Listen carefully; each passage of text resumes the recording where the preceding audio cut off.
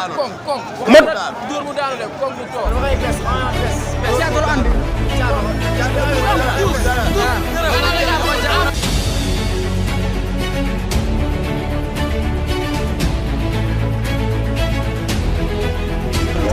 du ma daan nit mooy li ko yéene yaa xam ne ba di rek Bamba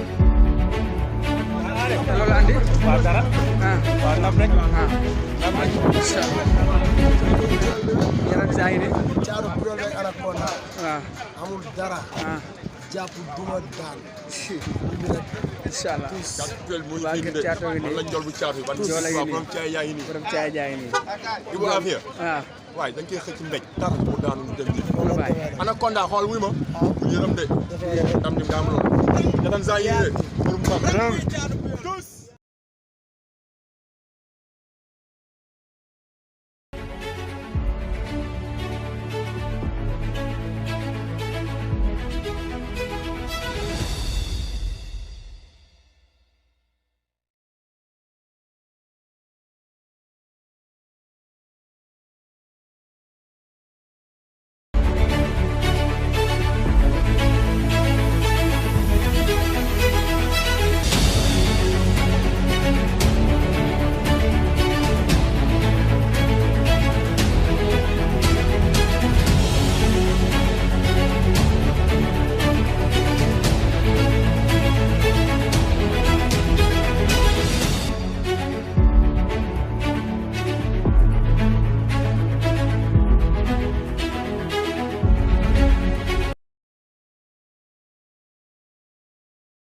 tay bu ne am na ko quoi waaw moo tax lii moom bis bi nekkul lu bees suñu kanam waaw te coow li bëri na si Franc te tey lañ koy relever bu neexee yàlla suñu borom waaw lu ñu war a liggéey yëpp liggéey nañ ko yàlla si des kon daal caabi ji tey soxla loolu moom mënul nekk nga jàngal sa moromu góor fogalu góor nga na koy jàppal temps tolluñ foofu si làmb waaw li leer na wóor mooy buñu dalantee dina xam ne carrément naanaan la dajal incha allah non loolu mënul nekk émotion ñun tollaguñ fi ñu jàppalee temps mais lu la andi si lamb ji tey.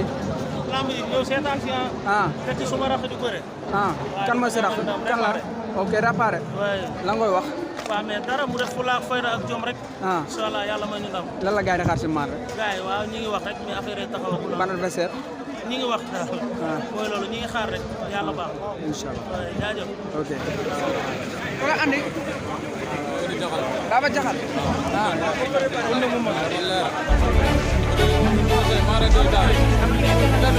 Jaxal kese